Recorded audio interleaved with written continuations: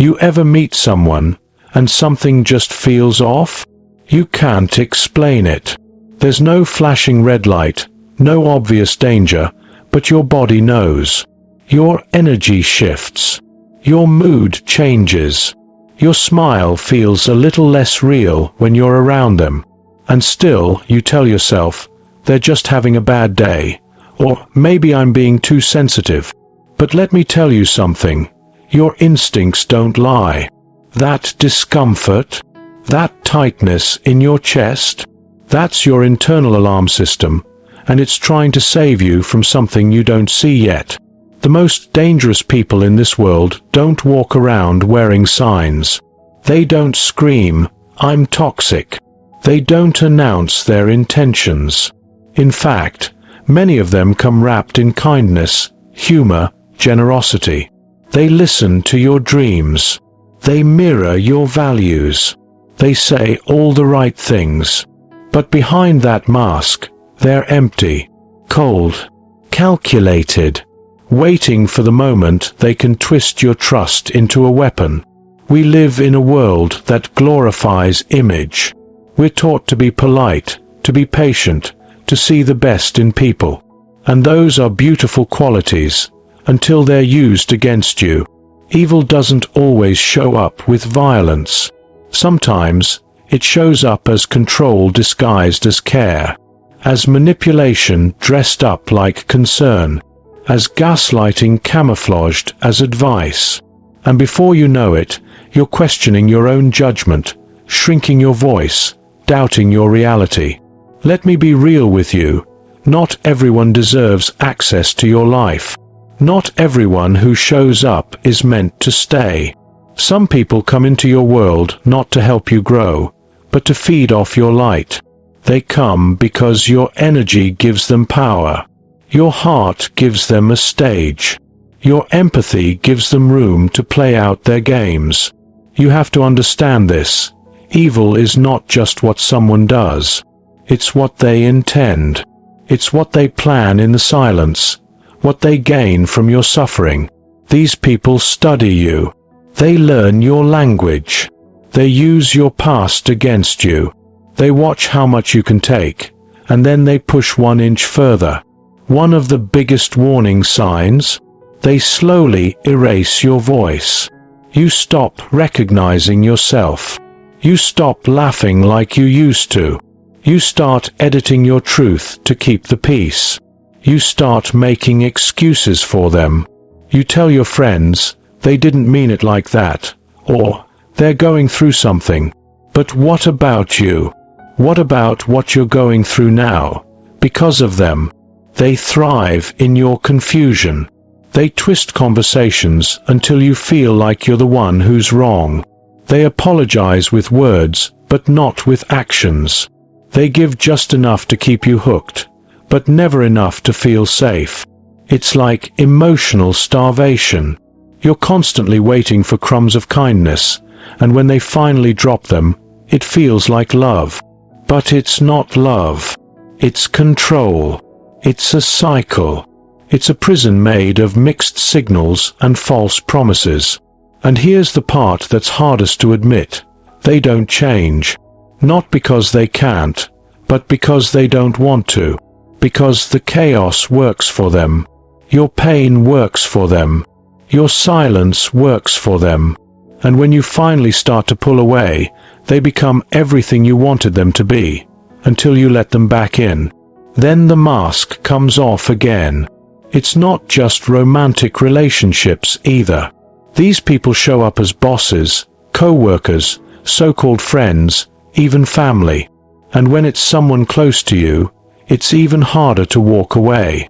But you have to understand, being related to someone does not give them the right to destroy you.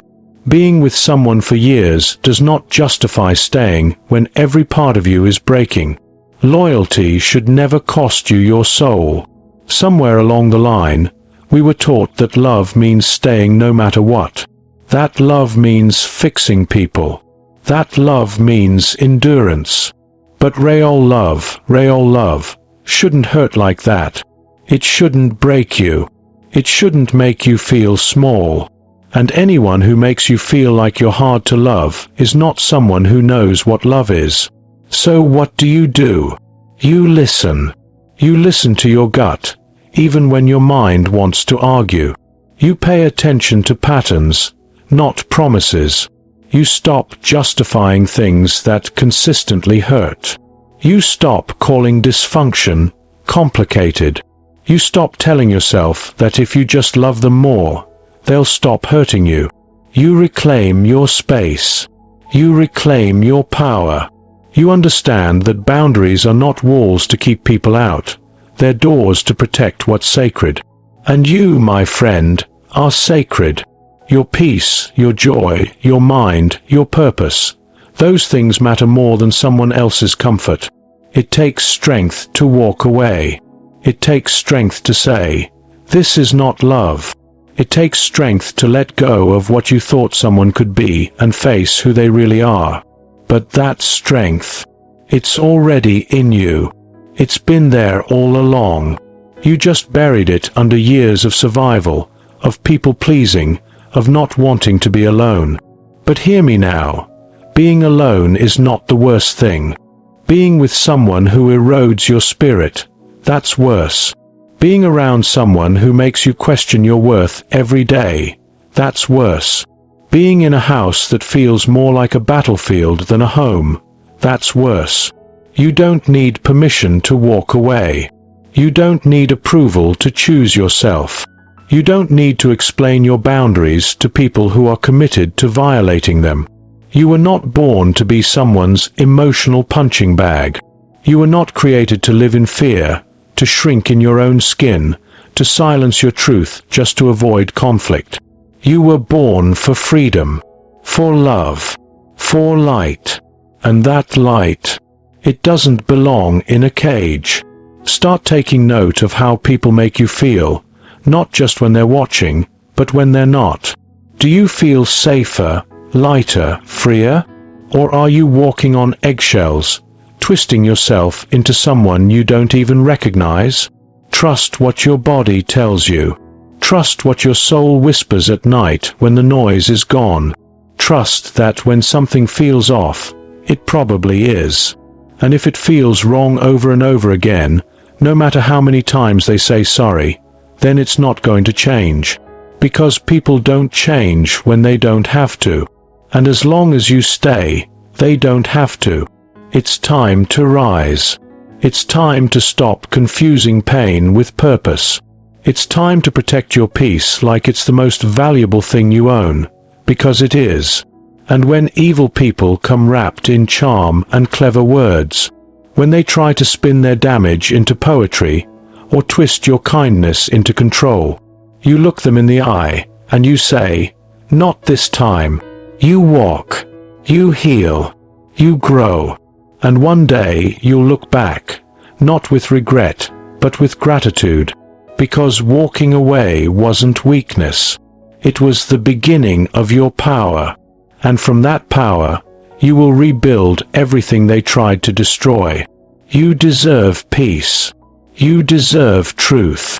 You deserve love that doesn't come with conditions, confusion, or control. And if you've ever walked away from someone who dimmed your light, you didn't fail. You freed yourself. That's not weakness. That's wisdom. The world is full of people who will love you without trying to own you, who will celebrate you without trying to cage you, who will protect your heart instead of piercing it. But you'll never find them if you keep letting evil hide behind excuses. Protect your soul. Choose your energy. Walk in your truth. And never forget this. You were never hard to love. They were just not capable of loving you right. Thank you for showing up for yourself today. Thank you for having the courage to listen to that quiet voice inside. And thank you for being the kind of soul who still believes in light, even after walking through the dark. You are not alone. You are not broken. You are just beginning. And that is powerful beyond measure. Thank you.